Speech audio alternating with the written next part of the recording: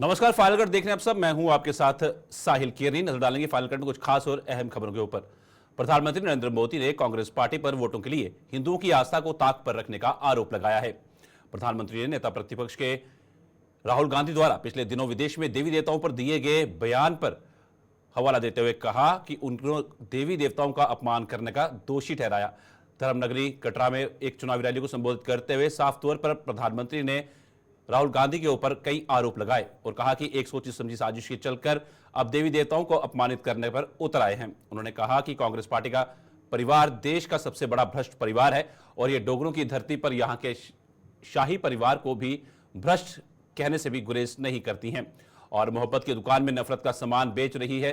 प्रधानमंत्री ने कहा कि कांग्रेस, नेशनल कॉन्फ्रेंस और पीडीपी ने जम्मू कश्मीर के युवाओं का भविष्य तो बर्बाद किया ही, जम्मू सूबे को झुलसाने में भी कोई कसर नहीं छोड़ी, जिसका फायदा पाकिस्तान ने उठाया। अब 370 की दीवार टूटने से जम्मू कश्मीर में आतंक और अलगाव कमजोर पड़ने लगा है और यह प्रदेश स्थायी शांति की ओर बढ़ने लगा है। उन्होंने कहा कि कांग्रेस और नेशनल कॉन्फ्रेंस को भले ही जम्मू कश्मीर में कोई पूछता ना हो, लेकिन पाकिस्तान में इन दोनों की बल्ले बल्ले हो रही है।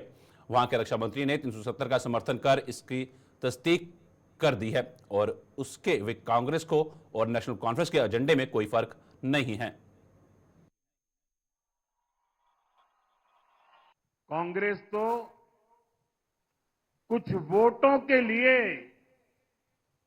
हमारी आस्था और हमारी संस्कृति को कभी भी दांव पर लगा सकती है। कांग्रेस का जो शाही परिवार है, उसके वारिस ने हाल में विदेश में जाकर क्या कहा है, ये आपने भी सुना होगा। वो कहते हैं हमारे देवी देवता भगवान नहीं है। हिंदू धर्म में गांव-गांव में देवियों को, देवताओं को पूजने की परंपरा है। हम इष्ट देवों को मानने वाले लोग हैं और ये कांग्रेस वाले कहते हैं कि देवता भगवान नहीं होते। क्या आप उनकी बातों से सहमत हैं? आप सहमत हैं? क्या ये हमारे देवताओं का अपमान है कि नहीं है? और ऐसा अपमान करने वालों को सजा मिलनी चाहिए कि नहीं मिलनी चाहिए? सजा देंगे, जी भर के सजा देंगे। कांग्रेस के लोग ऐसी बातें भूल चूक से नहीं बोलते हैं। ये सोची समझी चाल है। ये एक नक्सली सोच है। ये दूसरे धर्मों और दूसरे देशों से इंपोर्ट की हुई सोच है। आज कांग्रेस पर इसी नक्सली सोच का कब्जा हो गया है। इसलिए आपको इन लोगों से सावधान रहना बहुत जरूरी है। कांग्रेस का शाही परिवार देश का सबसे भ्रष्ट परिवार है। ये परिवार भारत में भ्रष्टाचार की कुरीति का जन्मदाता भी है और पोषक भी है। और इनकी हिम्मत देखिए, ये डोगरों की धरती पर आकर यहां के राज परिवार को भ्रष्ट कहते हैं, कांग्रेस के नेता ने डोगरा विरासत पर ये हमला जानबूझकर किया है। ये मोहब्बत की दुकान के नाम पर नफरत का सामान बेचने की उनकी पुरानी नीति है। इनको वोट बैंक के अलावा कुछ नहीं दिखता है। इसलिए इन्होंने सालों साल तक जम्मू और कश्मीर के बीच खाई को गहरा किया।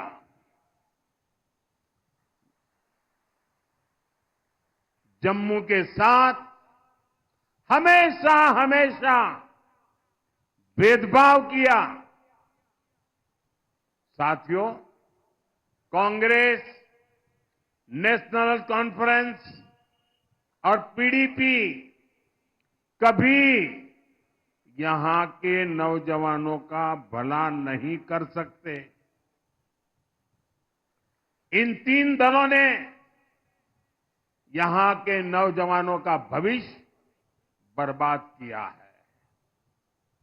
इनके इस पाप ने सिर्फ कश्मीर में ही आग नहीं लगाई, जम्मू को भी झुलसाया और इसका फायदा सीमा पार बैठे देश के दुश्मनों ने उठाया है। कुछ महीने पहले यहां माता के भक्तों पर कायराना हमला हुआ है। मैं विजय कुमार जी को नमन करता हूं। उन्होंने शिवखेड़ी में श्रद्धालुओं को बचाने के लिए अपना जीवन दे दिया। ये जज्बा हमें प्रेरित करता है। जब से आर्टिकल 370 की दीवार टूटी है, तब से आतंक और अलगाव यहां लगातार कमजोर पड़ रहे हैं। जम्मू कश्मीर स्थायी शांति की तरफ बढ़ चला है। आप सभी के सहयोग से जम्मू कश्मीर पूरी तरह से आतंक से मुक्त होकर रहेगा। साथियों, कांग्रेस नेशनल कॉन्फ्रेंस को लेकर जम्मू कश्मीर में भले ही उत्साह न हो, लेकिन पड़ोसी देश इन्हें लेकर बहुत उत्साह में है। यहां तो उनको कोई पूछने वाला नहीं है, लेकिन वहां पूछा जा रहा है। पाकिस्तान में कांग्रेस नेशनल कॉन्फ्रेंस के अलायंस की बल्ले बल्ले हो रही है। पाकिस्तान में इनके मैनिफेस्टो, इनके घोषणा पत्र से पाकिस्तान बहुत खुश नजर आ रहा है। पाकिस्तान के डिफेंस मिनिस्टर ने कांग्रेस नेशनल कॉन्फ्रेंस का खुलकर समर्थन किया है।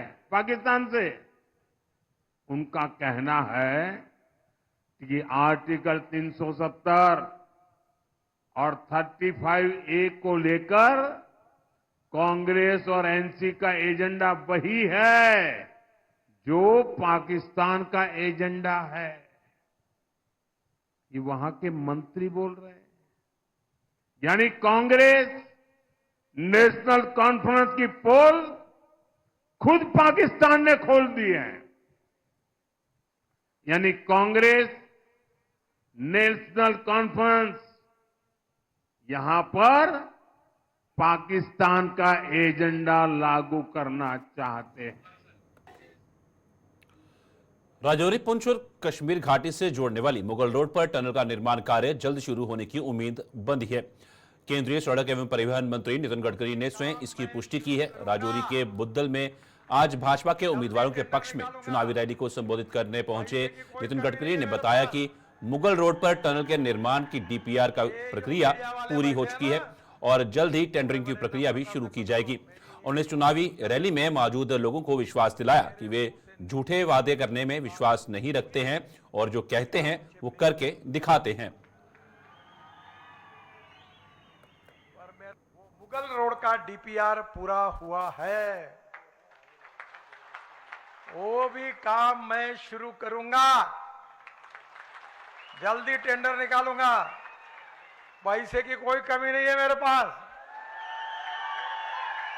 ये जो मीडिया वाले बैठे हैं ना, इनको मैं बड़े नम्रता से बताता हूं, मेरी एक एक बात नोट कर लेना, और मेरे मुंह से निकली हुई एक भी बात पूरी नहीं हुई तो बिना पूछे ब्रेकिंग न्यूज लगा देना। पर मेरा विश्वास है कि मैं जब तक हूं तब तक इनकी जिंदगी में ऐसा मौका कभी नहीं आएगा। मैं चुनाव के समय भी झूठा आश्वासन नहीं देता। ब्रेक के बाद आपका स्वागत है। बढ़ते हैं अगली खबर की ओर। केंद्रीय मंत्री नितिन गडकरी ने बुद्धल चुनावी जनसभा को संबोधित करने के बाद जम्मू पहुंचे और वहां पर बाहू विधानसभा से भाजपा के उम्मीदवार विक्रम रंधावा के पक्ष में चुनाव प्रचार किया। विक्रम रंधावा ने बताया कि गडकरी के दौरे से उनकी हौसला अफजाई हुई है और कार्यकर्ताओं को भी एक नई ऊर्जा प्राप्त हुई है। सभी का धन्यवाद करेंगे हितेश महाजन जी। यकीनी तौर पर आज उत्साहित है। आपने देखा कार्यकर्ताओं के साथ साथ आम जनमानस भी यहाँ आया था, क्योंकि नितिन गडकरी जी के प्रति हम जम्मू वालों का विशेष स्नेह है। मैंने कहा, नितिन जी आप एक मंत्री नहीं, आप जम्मू वालों के लिए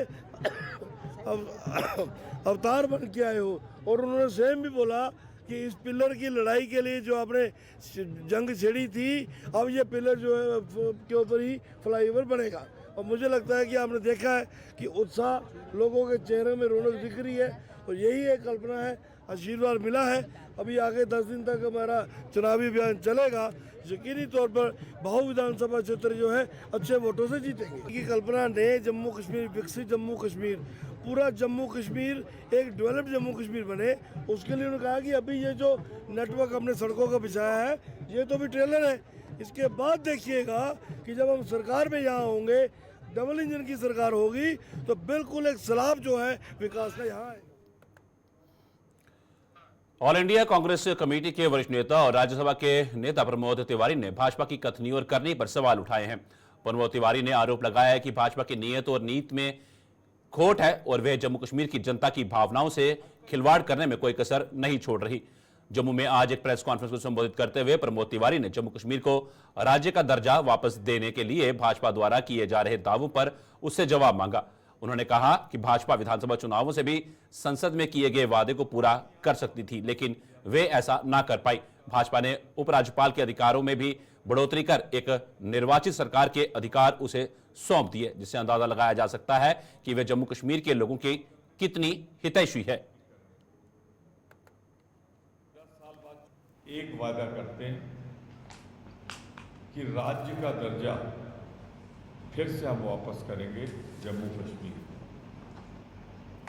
मैं एक बात बहुत साफ कह दूं, बीजेपी की ना नीयत है ना नियत है, वरना कौन रोक रहा था। राज्य का दर्जा दे देते, तब चुनाव कराते, वो तो उनके हाथ में था। और अगर चुनाव के पहले नहीं दिया तो चुनाव के बाद देने की गारंटी क्या है? इनकी नीयत खराब है। इसमें मैं एक चीज और ऐड करता हूं, अधिकार बढ़ाए जाते हैं, घटाए नहीं जाते। आपने राज्य का दर्जा छीन के पहले हमारा अधिकार घटाया और अब लेफ्टिनेंट गवर्नर को वो पावर दे दिए जो इलेक्टेड गवर्नमेंट के पावर है, उनके पावर बढ़ा दिए। तो कदम कदम पर अपमानित कर रहे हैं जम्मू कश्मीर की जनता का। और शायद इसीलिए कल जो वोटिंग हुई है, बढ़ी हुई परसेंटेज, वो भाजपा के खिलाफ जो गुस्सा है, जो नाराजगी है, उसका इजहार था, उसका प्रकटीकरण था। 10 साल बाद चुनाव हो रहे हैं। भाजपा जो कहती करती नहीं नॉर्मली, चाहे गरीबी हटाओ, चाहे अच्छे दिन, चाहे 15 लाख, चाहे 2 करोड़ नौकरियां, आप देखते जाएं, प्रधानमंत्री जी ने भी यहाँ जो आखिरी भाषण दिया था तो कहा था हम राज्य का दर्जा देंगे। मैंने यहाँ तक कि इस डॉक्टर ने उनको मना किया है कि चुनाव के पहले मत देना। अगर नीयत साफ थी तो चुनाव के पहले बहाल कर देते, उसका प्रकटीकरण। बिश्नौर विधानसभा की 42 पंचायतों में से 33 पंचायतों के पूर्व सरपंचों ने भारतीय जनता पार्टी के उम्मीदवार डॉक्टर राजीव भगत को समर्थन देने का ऐलान किया है। इन सरपंचों ने बिश्नौर से कांग्रेस के उम्मीदवार पर भ्रम फैलाने का आरोप लगाते हुए उनसे ऐसा करने से परहेज करने की अपील की है। इन सरपंचों के मुताबिक प्रधानमंत्री नरेंद्र मोदी के कार्यकाल में जो विकास हुआ है उसी से प्रेरित होकर 33 पूर्व सरपंच डॉक्टर राजीव भगत के पक्ष में वोट डालने जा रहे हैं।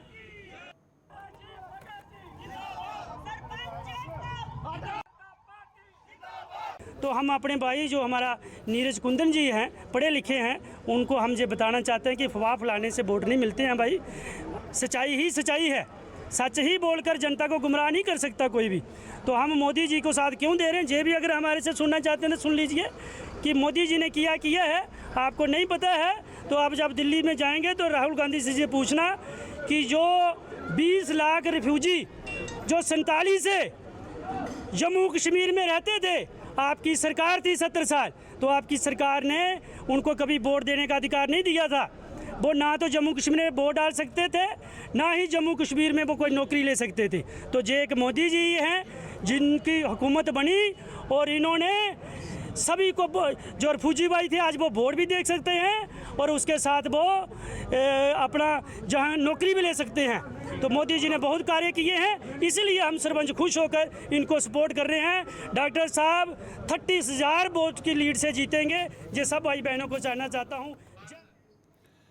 बिश्नौर विधानसभा से भाजपा के उम्मीदवार डॉक्टर राजीव भगत ने आज चक जराला गांव में लोगों के साथ बैठकर उनसे चुनावों में समर्थन की मांग की। डॉक्टर राजीव भगत ने विपक्षी दलों की नीतियों पर निशाना साधते हुए लोगों को भाजपा के संकल्प पत्र का हवाला दिया और बताया कि उनकी पार्टी अगर सत्ता में आती है तो संकल्प पत्र में किया गया हर वादा पूरा किया जाएगा।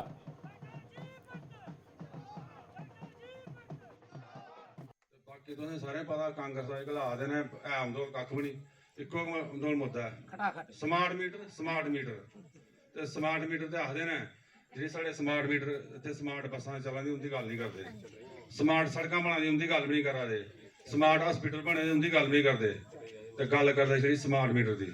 तो बाकी ये रही गल स्मार्ट मीटर दी तो तुस भैन भराओ में अपना कीमती वोट दिए असैंबली च पजाओ।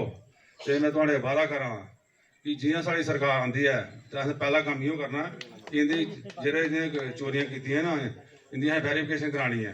जियां सानूं लग्गा मिगी पता है कि मीटर जेह्ड़ा 200 उसी 2000 रुपये दे जानिए भेजा है, क्योंकि एनसी दे कांग्रेस दे लगे दे बंदे ने ये जानिए कम्म करा है। तो जियां साड़ी सरकार आंदी है तो सानूं पता लग्गियां ना कि इन्हें हेरा फेरी कीतियां ते मीटर शीटर पुट्टियां टिच भार सुट्टे होने ने, बड़ी चिंता नहीं करनी। बिश्नौर विधानसभा से कांग्रेस पार्टी के उम्मीदवार नीरज कुंदन ने अरनिया के सीमावर्ती गांव कूल कलां के लोगों से चुनावों में समर्थन देने का आह्वान किया। नीरज कुंदन ने आज कूल कलां में लोगों के साथ एक नुक्कड़ सभा कर उन्हें कांग्रेस की नीतियों से अवगत करवाकर भाजपा पर भी निशाना साधा। उन्होंने आरोप लगाया कि भाजपा सीमावर्ती इलाकों में रहने वाले लोगों की सुध लेने में विफल रही है।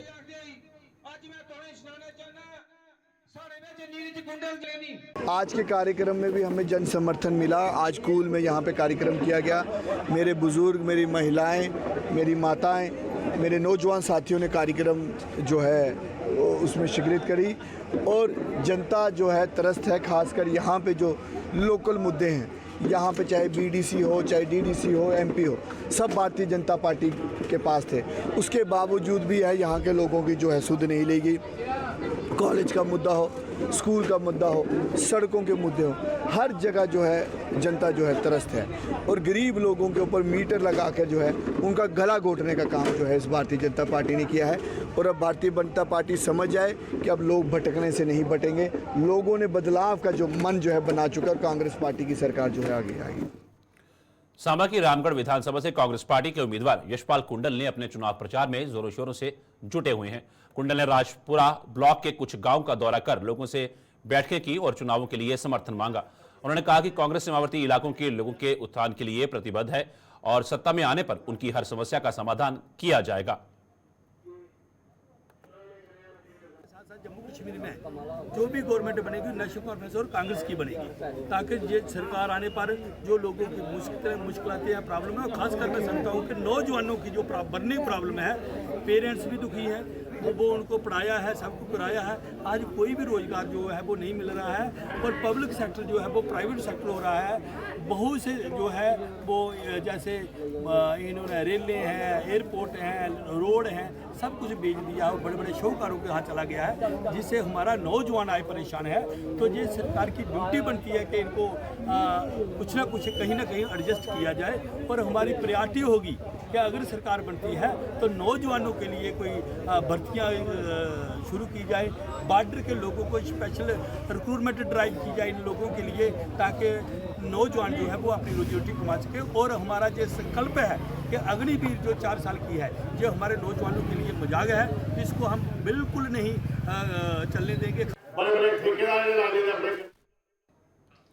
पाकिस्तान के रक्षा मंत्री द्वारा अनुच्छेद 370 पर कांग्रेस और नेशनल कॉन्फ्रेंस का समर्थन करने के मामले को लेकर शिवसेना डोगरा फ्रंट इन दिनों दलों के खिलाफ सड़कों पर उतर आई है। फ्रंट ने जम्मू में आज नेशनल कॉन्फ्रेंस और कांग्रेस के खिलाफ प्रदर्शन कर पाकिस्तान के रक्षा मंत्री द्वारा दिए गए बयान पर इन दोनों दलों से जवाब मांगा।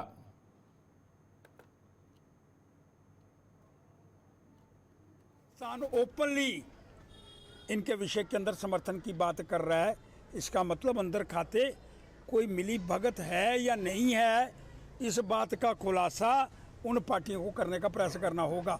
मैं माननीय राहुल गांधी जी से भी कहना चाहता हूं, अगर विदेश मंत्री पाकिस्तान ये कह रहा है कि वो पार्टियां कश्मीर के अंदर जो बहाली चाहती हैं 370 की अगर इकट्ठी हैं, तो क्या कांग्रेस आई को स्पष्ट करने का प्रयास नहीं करना चाहिए? क्या नेशनल कॉन्फ्रेंस को इस विषय के अंदर बात, इंजीनियर रशीद की बात तो समझ में आती है और टेरर फंडिंग के अंदर शामिल है, लेकिन कांग्रेस आई और नेशनल कॉन्फ्रेंस अपनी बात को स्पष्ट करे कि ये जो पाकिस्तान के विदेश मंत्री ने शब्दों का उच्चारण करा है उसका जवाब देने का प्रयास करे। और गुलिस्तान पर खबरों का सिलसिला यूं ही चलता रहेगा। फिलहाल फाइनल कट में इतना ही, दीजिए इजाजत।